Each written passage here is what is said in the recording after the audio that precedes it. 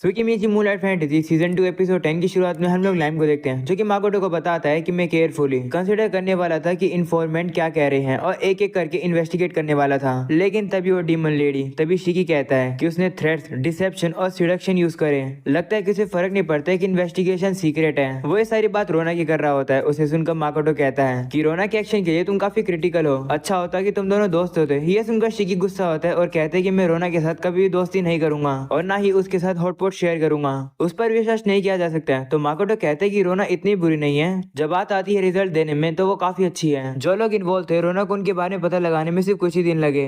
Makoto मन में कहते हैं कि चीजें अनएक्सपेक्टेडली टर्न हो रही है, लोग एक दूसरे पर ट्रस्ट नहीं कर सकते हैं। माकोटो कहते हैं कि रोना के साथ क्या करना है मैं उसके बारे में डिस्कस करूंगा। ये सुनकर सभी लोग कहने लगते हैं कि हम लोग को तो वो पसंद नहीं है। अगले सीन में हम लोग रोना को देखते हैं, जो कि माकोटो के साथ बैठी होती है और माकोटो से कहती है कि मैंने अपना गोल अचीव कर लिया है, तो मैं अकेडमी से जा रही हूँ और अब तुम्हें ऑर्गेनाइजेशन को खुद ही संभालना होगा। तब माकोटो पूछता है कि करण फ्रोज का क्या होगा, जिस पर वो कहती है कि माफ करना, तुमने एक स्टूडेंट खो दिया है। समर ब्रेक में स्कूल को इन्फॉर्मेशन मिलेगी कि करण फ्रोज मर गई है। वो सुनकर माकोटो कहते हैं कि डेथ का बहाना बनाना तो कुछ ज्यादा ही है। बाकी स्टूडेंट्स के लिए ये काफी शॉकिंग न्यूज होगी और उसकी फैमिली को भी हम लोग को एक्सप्लेन करना पड़ेगा। तो रोना कहती है कि जो है सो है। फोर्स क्रोर एकेडमी के रिकॉर्ड्स में तो लिखा हुआ है कि करण मर चुकी है। जिसके बाद माकोटो से कहती है कि तुम्हारे जो जासूस है वो एथिक्स और मोरालिटी को वैल्यू करते हैं, ये अच्छी क्वालिटीज है, लेकिन दुनिया के अंदर कभी कभी लेस रीजनेबल मेथड यूज करने पड़ते हैं। ये सुनकर माकोटो कहते हैं शुक्रिया एडवाइस देने के लिए। तो अब रोना कहती है कि तुम डीमंस और डेमी ह्यूमंस के बीच में डिस्क्रिमिनेट नहीं करते हो। सच बताऊं तो तुम एक पहले इंसान हो जिससे मैं मिली हूँ जो कि इतना कमाल का है, इतने कमाल के हो कि मैं तुम्हें डीमन किंग से मिलवाना चाहूंगी।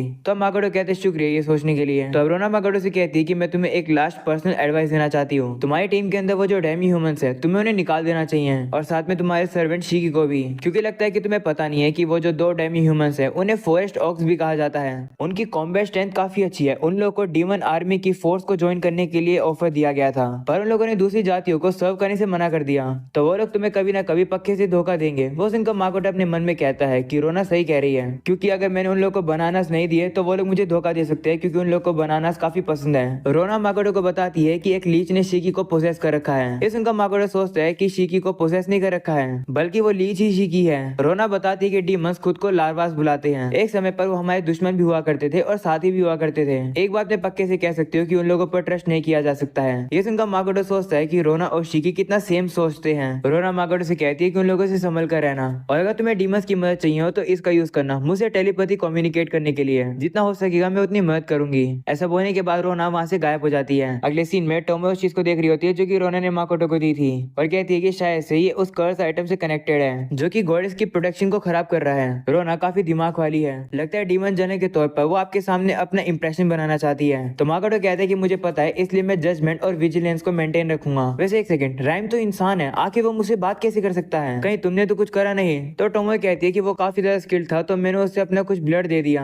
ये सुनकर माकोटो से कहते हैं क्या तुमने उसे अपना सर्वेंट बना लिया? तुम्हें लगता है उसने अपनी इंसानियत जल्दी छोड़ दी? तो टोमो कहती है हाँ। ऐसा बोलने के बाद वो काफी दुखी हो जाती है। वही माकोटो कहते हैं कि जो हो गया सो हो गया, वैसे मैं चाहता हूँ कि अब से तुम और ज्यादा स्ट्रिक्ट बन जाओ। तो टोमो कहती है ठीक है। वही माकोटो कहते हैं कि मैं ऑर्गेनाइजेशन को जल्द से जल्द ठिकाने लगाना चाहता हूँ। तो टोमो कहती है कि मैं तो बड़े खतरे की तरफ जाना चाहती हूँ। जिस पर माकोटो कहते हैं मुझे लगा ही था, लेकिन इस मैटर में सिर्फ एकेडमी और शॉप ही इन्वॉल्व नहीं है, बल्कि एवा और लूरिया भी है। ये सुनकर टोमो और मियो से कहते हैं कि ऑर्गेनाइजेशन को आप हम पर छोड़ दो। तो माकोटो कहते नहीं, इस काम को मैं संभालूंगा। तो अब उन लोग को माकोटो की बात माननी पड़ती है। अगले सीन में माकोटो को दिखाया जाता है जिसने ब्लाइट को कैप्चर करके रखा हुआ है, जहाँ माकोटो कह रहा होता है कि मेरे सबऑर्डिनेट थोड़े से रेकलेस हैं, लेकिन वो काफी कमाल के हैं। तो ब्लाइट माकोटो से कहते हैं कि तुम मुझे अंडर एस्टिमेट कर रहे हो, मुझे पता है कि तुम्हें ऑर्गेनाइजेशन के बारे में पता है। तो माकोटो कहते हैं हाँ। जिसके बाद ब्लाइट कहते हैं कि मेरे साथी पूरी दुनिया में फैले हुए हैं, अगर तुमने मुझे कुछ किया तो तुम पछताओगे। तो माकोटो कहते हैं कि उनकी नजरों में तुम यूजलेस हो, उनका कोई भी इरादा नहीं है तुम्हें बचाने का, और असैसिन गिल्ड ने अभी तो कोई मूव भी नहीं करा है। ये सुनकर ब्लाइट शॉक हो जाता है और उसे कहता है कि तुम्हें यही पता है कि मेरे गिल्ड के साथ कनेक्शन है? तो माकोटो कहते हैं कि ये बात तो तुमने मुझे खुद ही बताई है, मैं तुम्हें हिप्नोटाइज कर दिया था जिससे कि तुमने सब बता दिया मुझे। वैसे मुझे ये बताओ कि सिर्फ टीचर के तौर पर तुम काम क्यों नहीं करते हो? इंसान होने के नाते गॉडेस के अगेंस्ट जाने का कोई भी रीजन नहीं है तुम्हारा। तो ब्लाइट कहते हैं कि इस दुनिया में सिर्फ एक ही गॉडेस है, जब उसका मन करता है तब वो किसी पर्सन की हेल्प कर देती है और उसे कभी भी अबैंडन कर देती है। काफी सारी लड़ाइयों का कारण तो वही है। गॉडेस काफी बेकार है, वो सारे इंसानों को इक्वली लव नहीं करती है, डेमी ह्यूमंस को तो वो बिल्कुल पसंद नहीं करती है। काफी कम समय में हमारी ऑर्गेनाइजेशन एग्जिस्टेंस में आ जाएगी।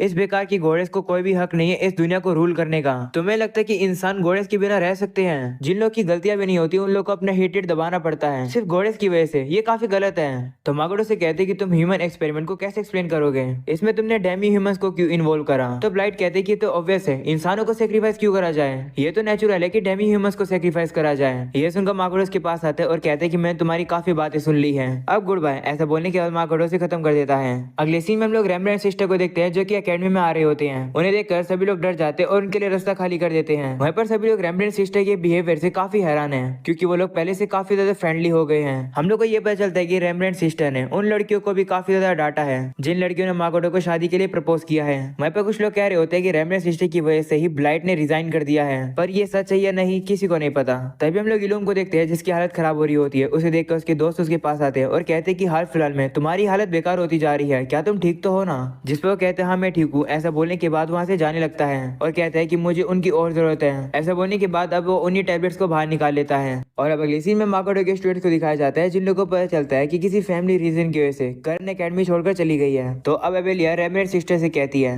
कि क्या तुम दोनों अगली क्लास जो कि अम्यूजमेंट एक्टिविटी है ज्वाइन करोगे। उस क्लास में हम लोग ब्लू लिजर्ड से लड़ते हैं और वो काफी ज्यादा ताकतवर है। हम लोग अब देखते हैं कि सभी स्टूडेंट्स अब प्लान बना रहे होते हैं कि आखिरकार वो लोग उस ब्लू लिजर्ड को कैसे हरा सकते हैं। वो सभी लोग अब मिलकर एक प्लान बना लेते हैं जिससे कि वो लोग ब्लू लिजर्ड को हरा पाएंगे। जिसके बाद वो सभी अब क्लास में आ जाते हैं और हम लोग को पता चलता है कि लास्ट लेसन है, इसके बाद समर ब्रेक शुरू हो जाएंगे। माकोटो सभी को ब्लू लिजर्ड से मिलवाता है और साथ में एक और ब्लू लिजर्ड को। ये देखकर जिन पागल हो जाता है और कहते हैं क्या एक और ब्लू लिजर्ड। तो माकोटो कहते हैं हाँ तुम लोग 7 लोग हो, एक से लड़के तुम लोग कुछ भी नहीं सीख पाओगे। ये सुनकर एबेलिया माकोटो से कहती है कि क्या ये दोनों ब्लू लिजर्ड इक्वली ताकतवर हैं। तो माकोटो कहते हैं कि ब्लू लिजर्ड टेक्निक्स में स्पेशलाइज होते हैं, लेकिन blue lizard number 2 power attack में स्पेशलाइज है। अगले सीन में हम लोग को दिखाया जाता है कि सभी स्टूडेंट्स के कोई भी प्लान काम नहीं करता है और सभी लोग उन ब्लू लिजर्ड से हार जाते हैं, वो भी बिल्कुल बुरी तरीके से। अगले सीन में हम लोग देखते हैं कि समर ब्रेक शुरू हो गए हैं, लेकिन अब भी कोई स्टूडेंट ट्रेनिंग कर रहे हैं। मैं माकोटो बताने लगता है कि रेम्ब्रांड सिस्टर घर ही नहीं जा रही है। तो रेम्ब्रांड को एक लेटर भेजना पड़ा मुझे और कहा कि मैं उन्हें जल्द से जल्द घर भेज दूं। तभी हम लोग देखते हैं कि माकोटो के सभी स्टूडेंट वहां पर आ जाते हैं और माकोटो से कहते हैं कि क्या हम लोग समर ब्रेक में भी ट्रेनिंग कर सकते हैं, हम लोग उसके लिए पे भी करेंगे। ये सुनकर माकोटो रेम्ब्रांड सिस्टर से कहते हैं कि क्या तुम लोग भी एग्री कर रहे हो इस बात पर, क्योंकि तुम्हारी फैमिली तो चाहती है कि तुम लोग घर वापस आओ। तो वो लोग अब कहने लगते हैं कि हम लोग ट्रेनिंग करेंगे, घर तो हम लोग बाद में चले जाएंगे। ये सुनकर माकोटो सोचता है कि अगर ये लोग यहाँ रुकेंगे तो रेम्ब्रांड काफी दुखी हो जाएगा। वो अब शिकी से कहते हैं कि मेरा शेड्यूल फुल है ना। तो शिकी कहते हैं कि हम लोग वीक में एक बार इनको ट्रेनिंग दे सकते हैं। ये सुनकर माकोटो गुस्सा होता है और उसे कहते हैं कि तुम्हें ये नहीं बोलना चाहिए था। वहीं पर अब शिकी की बात सुनकर सभी बच्चे काफी एक्साइटेड हो जाते हैं और माकोटो को घूरने लगते हैं और कहते हैं प्लीज हमें ट्रेनिंग दो। तो माकोटो उन लोग को मना नहीं कर पाता है और कहते हैं ठीक है, हफ्ते में एक बार मैं तुम लोग को ट्रेनिंग दे दूंगा। ये सुनकर सभी लोग काफी ज्यादा खुश हो जाते हैं। वहीं पर अब माकोटो रेम्ब्रांड सिस्टर से कहता है कि आधे समर ब्रेक में तुम लोग वापस अपने घर चले जाओगे और आधा टाइम तुम लोग यहाँ बिताओगे। ये सुनकर वो लोग पहले मना करते हैं और कहते हैं नहीं, हम लोग को यहाँ पर सभी लोग के साथ रुकना है। तो माकोटो उन लोगों से कहते हैं नहीं, तुम लोग बस थोड़े समय पहले ही रिकवर हुए हो, तुम्हारे पेरेंट्स चिंता कर रहे हैं तो घर चले जाना। तो अब वो लोग भी मान जाते हैं। अगले सीन में हम लोग एवा को देखते हैं जो कि लाइब्रेरी में माकोटो के लिए एक बुक सिलेक्ट कर रही होती है रिवॉर्ड के तौर पर, क्योंकि उसने माकोटो से कहा था कि अभी के लिए मैं खतरे से बाहर हूँ और जब मुझे कैलिनियन वापस मिल जाएगा तो गिफ्ट के तौर पर मेरी फैमिली के लैंड का कुछ पार्ट मैं तुम्हें दे दूंगी। ये सुनकर माकोटो कहते हैं कि मुझे इतना कीमती गिफ्ट नहीं चाहिए। तो एवा कहती है कि मैं तो बस यही दे सकती हूँ। तो माकोटो कहते हैं कि अगर ऐसी बात है तो तुम मुझे कुछ बुक रेकमेंड कर दो जो कि तुम्हें पसंद हो। सीनियर पर्सन का आता है जहाँ पर एवा एक बुक डिसाइड कर लेती है और कहती है कि मेरे पास कोई भी चॉइस नहीं है, मुझे माकोटो और उसकी कंपनी के ऊपर निर्भर होना होगा। तो मुझे माकोटो को एक ऐसी बुक देनी होगी जो कि उसे पसंद आए। अगले सीन में हम लोग माकोटो के स्टूडेंट को देखते हैं जिन लोगों ने ब्लू लिजर्ड को थोड़ा सा थका दिया है लड़के।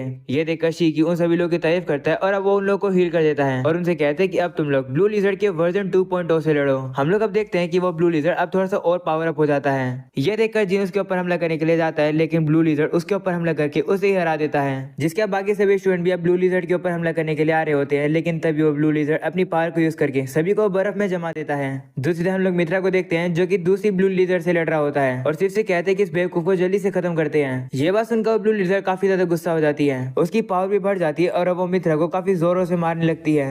ऐसा वो बाकी सभी लोगों के साथ भी करती है और उन लोगों की बुरी हालत कर देती है। ये देखकर सभी लोग हैरान हो जाते हैं और सोचने लगते हैं कि अचानक से इसे क्या हो गया। अगले सीन में माकोटो उन सभी स्टूडेंट से माफी मांगता है और कहते हैं कि ये मेरी गलती है और बड़ी दुर्घटना हो सकती थी। तो वो उसे कहते हैं कि माफी मत मांगो, ये बताओ क्या कि वो ब्लू लिजर्ड इतना पावरफुल कैसे हो गया अचानक से, क्या पहले बस वो हमारे साथ खेल रहा था। तो माकोटो कहते हैं कि वो ब्लू लिजर्ड अपनी 10% पावर को यूज कर रहा था जिससे कि वो तुम्हारी बराबरी क्या सके। ये सुनकर वो लोग हैरान हो जाते हैं और कहते हैं क्या ये 10% था, लेकिन वो बाद में इतना पावरफुल कैसे हो गया अचानक से। तो माकोटो कहते हैं कि मैं बताना भूल गया था, दरअसल ये जो ब्लू लिजर्ड है ये एक लड़की है।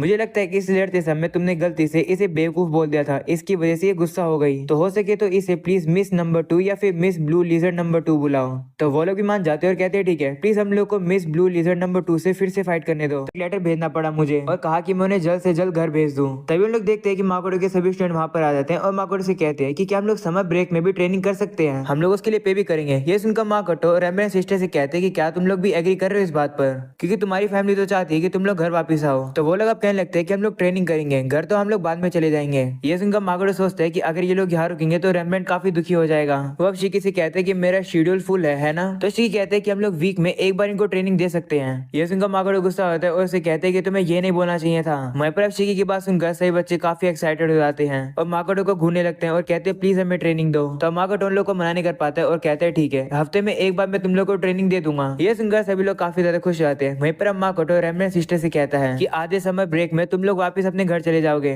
और आधा टाइम तुम लोग यहाँ बिताओगे। ये सुनकर वो लोग पहले मना करते हैं और कहते हैं नहीं, हम लोग को यहाँ पर सभी लोग के साथ रुकना है। तो माकोटो उन लोगों से कहते हैं नहीं, तुम लोग बस थोड़े समय पहले ही रिकवर हुए हो, तुम्हारे पेरेंट्स चिंता करें तो घर चले जाना। तो अब वो लोग भी मान जाते हैं। अगले सीन में हम लोग एवा को देखते हैं जो कि लाइब्रेरी में माकोटो के लिए एक बुक सिलेक्ट कर रही होती है रिवॉर्ड के तौर पर, क्योंकि उसने माकोटो से कहा था कि अभी के लिए मैं खतरे से बाहर हूँ और जब मुझे कैलिनियन वापस मिल जाएगा तो गिफ्ट के तौर पर मेरी फैमिली के लैंड का कुछ पार्ट मैं तुम्हें दे दूंगी। ये सुनकर माकोटो कहते हैं कि मुझे इतना कीमती गिफ्ट नहीं चाहिए। तो एवा कहती है कि मैं तो बस यही दे सकती हूँ। तो माकोटो कहते हैं कि अगर ऐसी बात है तो तुम मुझे कुछ बुक रेकमेंड कर दो जो कि तुम्हें पसंद हो। सीन एपिसोड का आता है जहाँ पर एवा एक बुक डिसाइड कर लेती है और कहती है कि मेरे पास कोई भी चॉइस नहीं है, मुझे माकोटो और उसकी कंपनी के ऊपर निर्भर होना होगा। तो मुझे माकोटो को एक ऐसी बुक देनी होगी जो कि उसे पसंद आए। अगले सीन में हम लोग माकोटो के स्टूडेंट को देखते हैं जिन लोगों ने ब्लू लिजर्ड को थोड़ा सा थका दिया लड़के। ये देखकर शिकी उन सभी लोगों की तारीफ करता है और अब वो उन लोगों को हील कर देता है और उनसे कहते हैं कि अब तुम लोग ब्लू लिजर्ड के वर्जन 2.0 से लड़ो। हम लोग अब देखते हैं कि वो ब्लू लिजर्ड अब थोड़ा सा और पावर अप हो जाता है। ये देखकर जिन उसके ऊपर हमला करने के लिए जाता है लेकिन ब्लू लिजर्ड उसके ऊपर हमला करके उसे ही हरा देता है, जिसके अब बाकी सभी स्टूडेंट भी अब ब्लू लिजर्ड के ऊपर हमला करने के लिए आ रहे होते हैं। लेकिन तभी वो ब्लू लिजर्ड अपनी पावर को यूज करके सभी को बर्फ में जमा देता है।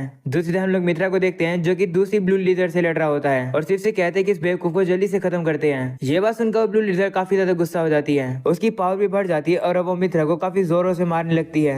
ऐसा वो बाकी सभी लोगों के साथ भी करती है और उन लोगों की बुरी हालत कर देती है। ये देखकर सभी लोग हैरान हो जाते हैं और सोचने लगते हैं कि अचानक से इसे क्या हो गया। अगले सीन में माकोटो उन सभी स्टूडेंट से माफी मांगता है और कहते हैं कि ये मेरी गलती है और बड़ी दुर्घटना हो सकती थी। तो वो उसे कहते हैं कि माफी मत मांगो, ये बताओ क्या कि वो ब्लू लिजर्ड इतना पावरफुल कैसे हो गया अचानक से, क्या पहले बस वो हमारे साथ खेल रहा था। तो माकोटो कहता है कि वो ब्लू लिजर्ड अपनी 10% पावर को यूज कर रहा था जिससे कि वो तुम्हारी बराबरी क्या सके। ये सुनकर वो लोग हैरान हो जाते हैं और कहते हैं क्या ये 10% था, लेकिन वो बाद में इतना पावरफुल कैसे हो गया अचानक से। तो माकोटो कहते हैं कि मैं बताना भूल गया था, दरअसल ये जो ब्लू लिजर्ड है ये एक लड़की है। मुझे लगता है कि इस लड़ते समय तुमने गलती से इसे बेवकूफ बोल दिया था, इसकी वजह से ये गुस्सा हो गई। तो हो सके तो इसे प्लीज मिस नंबर 2 या फिर मिस ब्लू लिजर्ड नंबर 2 बुलाओ। तो वो लोग भी मान जाते हैं और कहते हैं ठीक है, प्लीज हम लोग को मिस ब्लू लिजर्ड नंबर 2 से फिर से फाइट करने दो।